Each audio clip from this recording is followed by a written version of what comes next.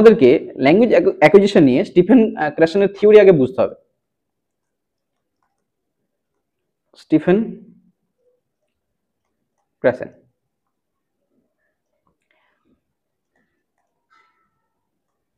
Theory. Stephen ক্র্যাশনের theory বোঝার আগে তোমাদেরকে দুটো জিনিসের মধ্যে পার্থক্য কিন্তু বুঝতে হবে। একটা হলো লার্নিং, আর দ্বিতীয়টা কি? অ্যাকুইজিশন। এই লার্নিং আর অ্যাকুইজিশনের মধ্যে তফাৎ কি? দেখো, আমরা যখন কোনো গ্রামাটিক্যাল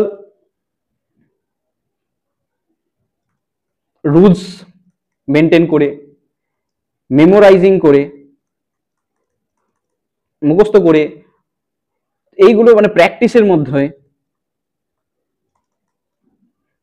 ক্রিয়েটেড এনভায়রনমেন্টের মধ্যে,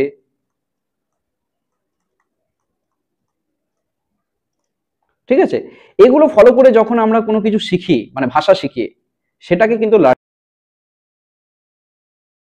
থেকে তুমি শিখবে L2। L1 ধরো তোমার বেঙ্গলি, তোমার মাতৃভাষা কি বেঙ্গলি, সেখানে তুমি কি শিখতে চাইছো? ইংলিশ। ইংলিশ শিখতে চাইছো। এই বেঙ্গলি থেকে যখন তুমি L1 থেকে L2 শিখবে, তুমি কি করবে? প্রথমে গ্রামার ট্রান্সলেশনের মেথডের মাধ্যমে, বিভিন্ন রুলস প্র্যাকটিসের মাধ্যমে, সেগুলো মনে করে প্র্যাকটিস করে তুমি সেটা কি করবে? এই ইংলিশ ল্যাঙ্গুয়েজটাকে আয়ত্ত করা, এই মানে শেখার চেষ্টা করবে। এটাকে বলে লার্নিং।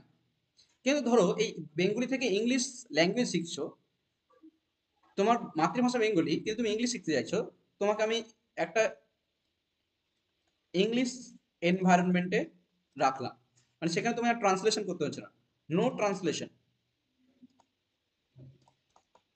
ঠিক আছে, নো ট্রান্সলেশন, ডাইরেক্ট